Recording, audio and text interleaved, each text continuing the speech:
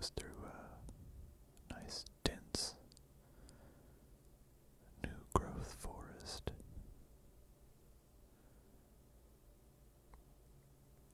I'm doing this hike around 1.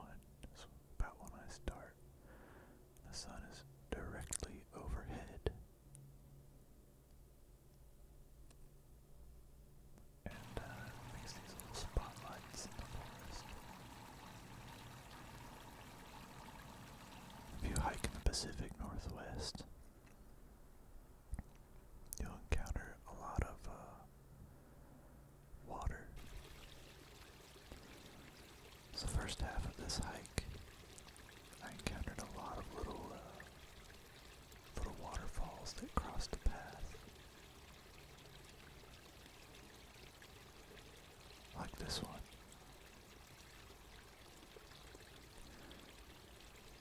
And on this particular adventure, we're going to stop and give them a listen.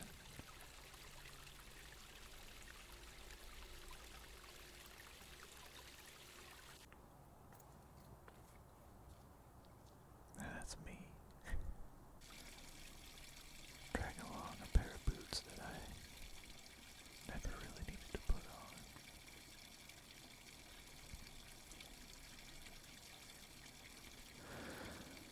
I like these little waterfalls. Sometimes I just stop on the side of the trail and give them a listen.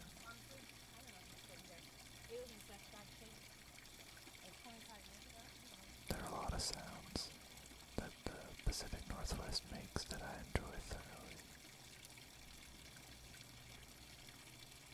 And maybe one day I'll be able to capture the sound of a rocky beach with the rocks rolling over each other as the waves move them around. I love that sound.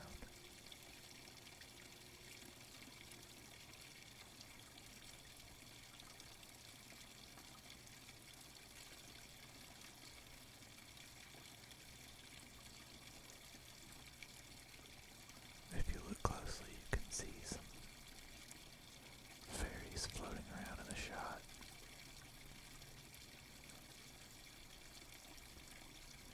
The Pacific Northwest is, I think, a unique outdoors situation. I know when I went out anywhere in Mississippi, I would get eaten alive by mosquitoes instantly the second I stepped foot out the door. But here they don't really bother me all that much.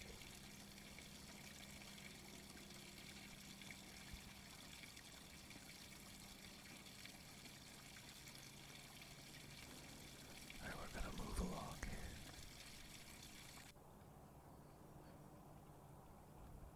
This is a friend that I made on my hike. I made a couple of friends.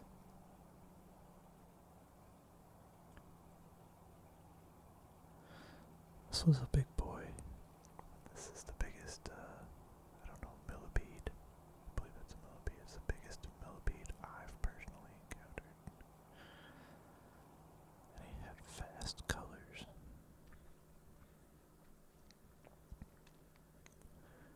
This section of the hike was cool. Kind of walk through a tunnel of vegetation. I like a good vegetation tunnel. That slug looked slightly inappropriate. This one's moving along. So this trail wanders into the Alpine Lakes Wilderness.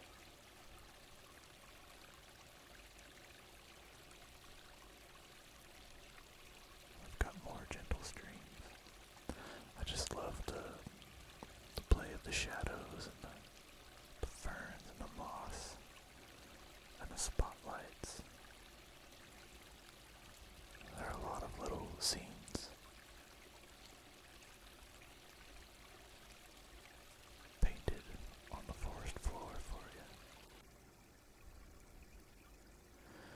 This is Granite Mountain, so it has a lot of coarse granite. At this point in the trail, you can continue going towards Pratt Lake, or take a turn and go up towards the summit of Granite Mountain.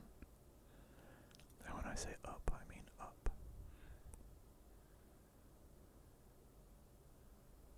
I want to take a moment to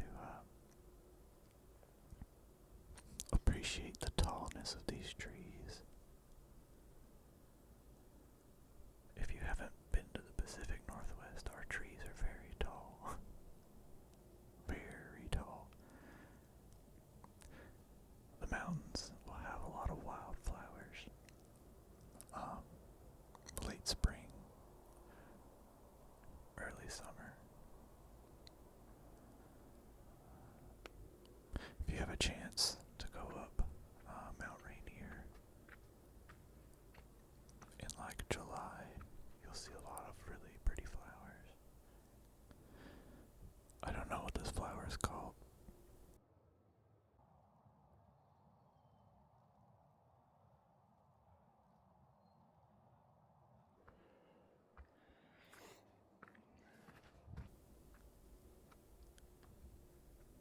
So at this point, you begin to exit the deep forest part of the hike, and well, we wander across actually an avalanche zone. So this is an avalanche chute in the winter, and these places are mostly devoid of trees because the avalanches will knock them over.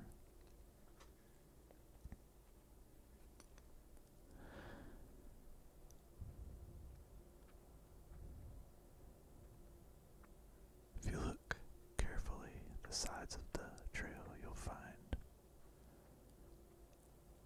flowers, purple flowers, lupine, red flower, like Indian paintbrush, and that, whatever that white flower was, and some purple flowers. Well, they're more of a violet, I think. I'll point them out later, but I believe those flowers are actually, they grow little blueberries. Is it Salau, maybe? I'm not sure. But it's kind of cool at the top of the mountains. In the fall, you can just sort of lean over and pluck a blueberry, a little mountain blueberry off of a bush. And they're pretty good eating. We're getting a bit higher up at this point. We're not really walking in the forest anymore. We're in more of an alpine meadow, I would say. And this is getting up towards 5,000 feet, I believe. We're starting to get a better view of the mountains around us.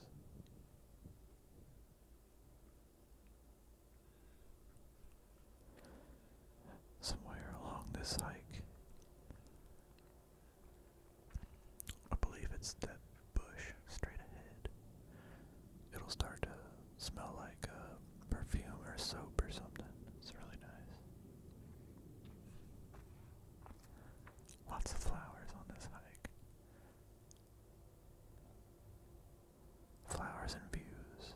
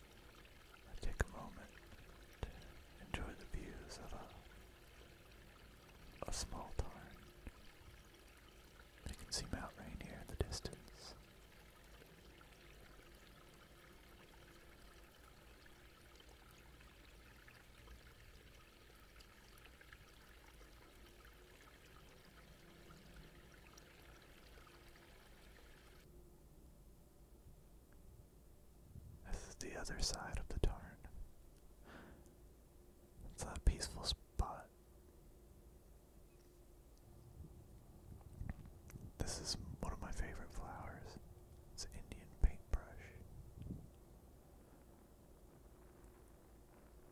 And there's a better view of Mount Rainier in the distance. It's hard to tell because it looks so far away, but the mountains at the base of Mount Rainier are actually as tall as the mountain that I'm on right now.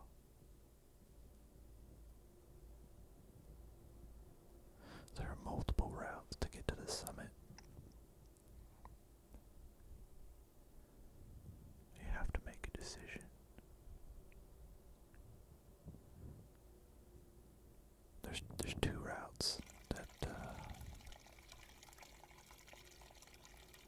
I'm looking at today. At this point on the trail, there's snow, and the snow's creating a lot of water.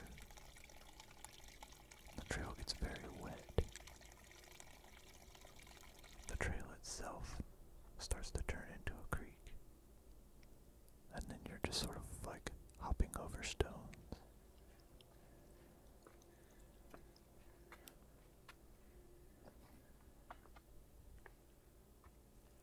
You can see the creek sort of forming onto the trail. You can hear the water pass by.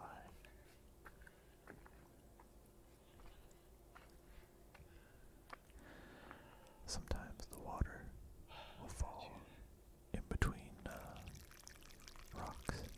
You get very interesting sounding cascading water.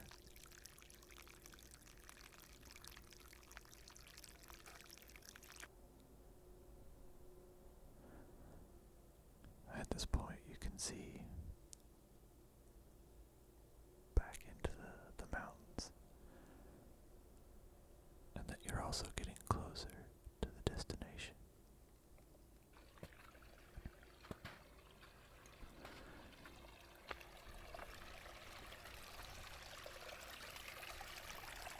More snow at this point. I'm gonna have to walk over some of it. Up there you can see some folks scrambling back down the mountain. I'm gonna have to do that as well.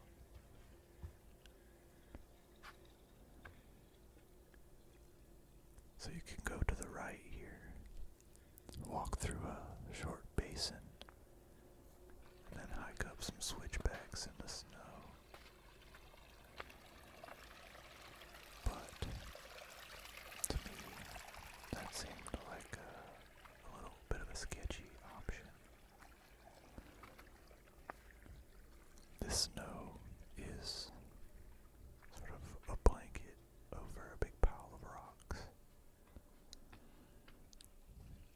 And the air and the water actually like melt the bottom layer of the snow first, so it's kind of hollow in some spots. You can actually poke through.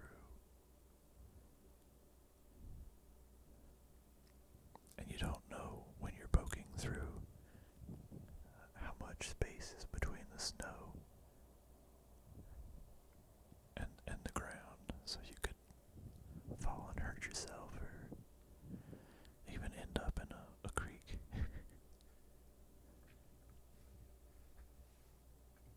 So this is the beginning of the scramble to the top.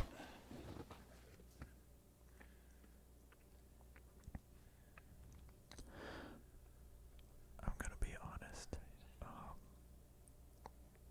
I don't typically do a lot of scrambly hikes. This one's the most scrambling I've done. I think outside of Mount Pew, which I didn't make it to the top, the scramble was too scary. But look at this view. Amazing.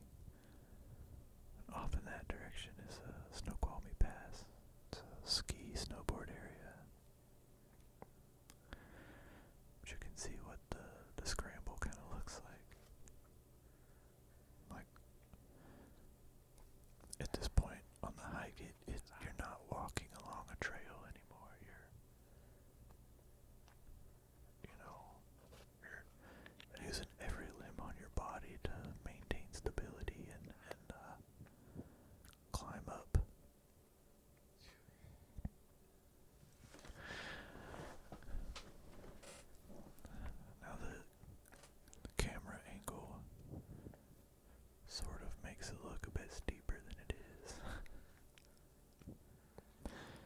That's not to say that it's not steep.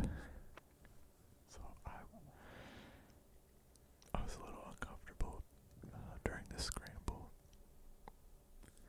I was also becoming concerned about the time, but being so close to the top, I decided I had to do it.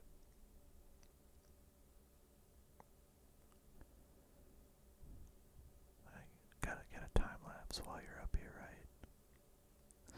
That bend right there as you go around it. The other side is Snoqualmie Pass. Now we're gonna say goodbye to the fire lookout. I had a little break at the top. I drank a fair amount of water and ate some dehydrated peaches. It's a good hiker's lunch, I would say.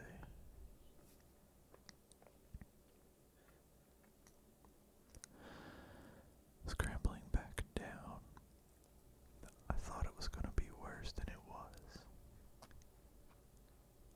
I feel like it's often easier to climb up something than it is to climb down something.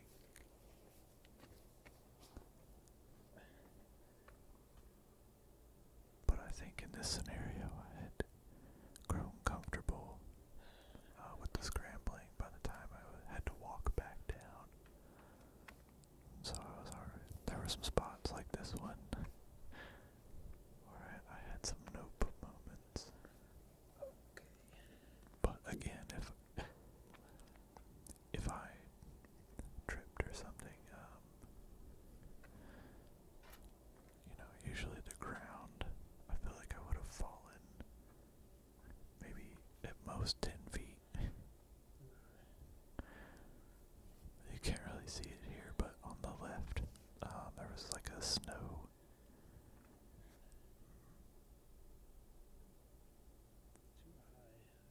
hill, kind of concave. I think under normal circumstances, if I had brought my ice axe, I probably would have just maybe glissaded down and hiked out through the basin, but I didn't think there would be enough snow for the ice axe. I just brought my boots and my micro spikes in case there was snow, and I ended up on the mountain in the evening.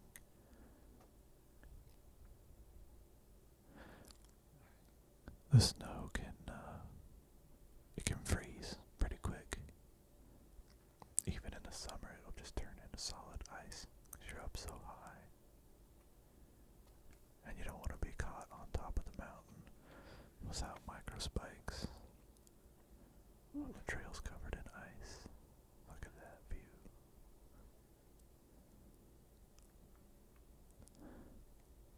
These little paths connected the scrambles and were a welcome break. The final leg of the scramble was the most interesting. The rocks got larger, and there were more moments that required me to basically sit down and lower myself to the next area. There was a bit more route finding too, having to look around and find the right spot. This was actually like a maybe 6-foot drop, but it had to be done.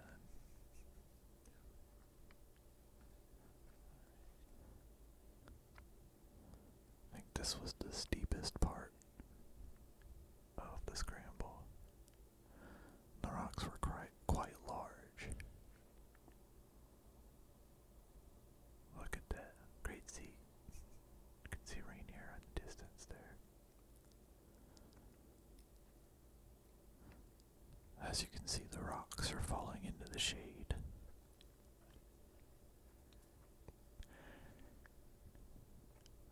All in all, this hike took me about 6 hours. I didn't get there until about 2. So I was a bit concerned that I was gonna end up hiking in the dark, which I'm prepared for. I have a headlamp and all that.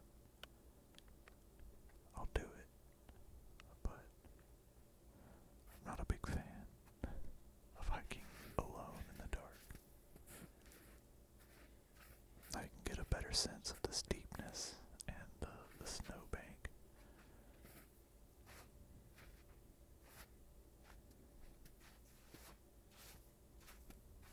I'm sure I've mentioned this even in this video, but I'm not from the Pacific Northwest. And I'm doing this hike in June. So to me it's I get kind of a kick out of walking around in snow in June.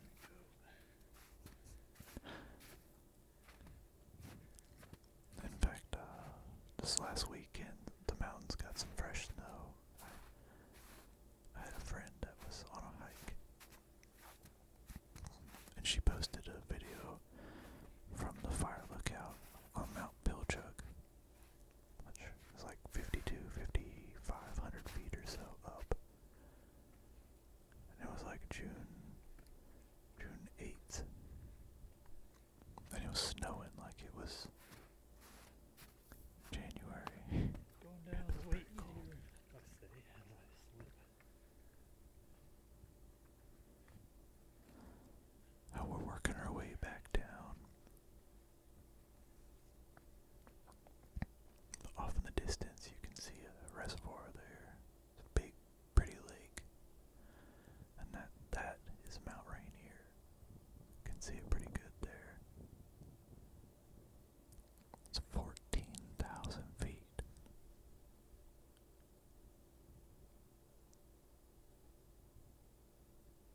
These are, I don't know what these purple flowers were. I think these are the ones that grow on the blueberry bushes. I think it's called Silao or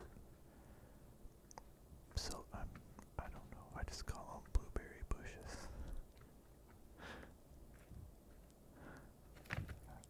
I could read a book while or, before I make the video and pretend to be super duper smart. Like I'm ultra knowledgeable about various plants of the Pacific Northwest. I do know some of them, but not all of them.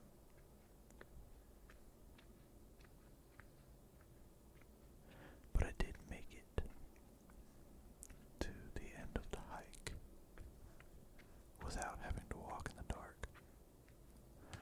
I was super pleased about that.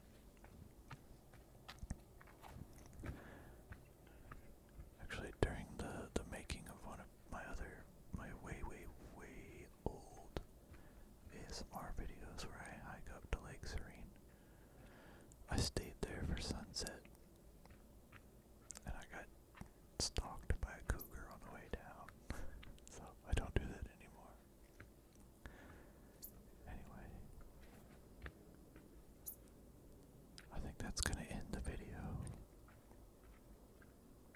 As it got darker and darker, I just decided to stop filming, concentrate on getting down the mountain. At the end of this hike, my legs were dead, but I really enjoyed it.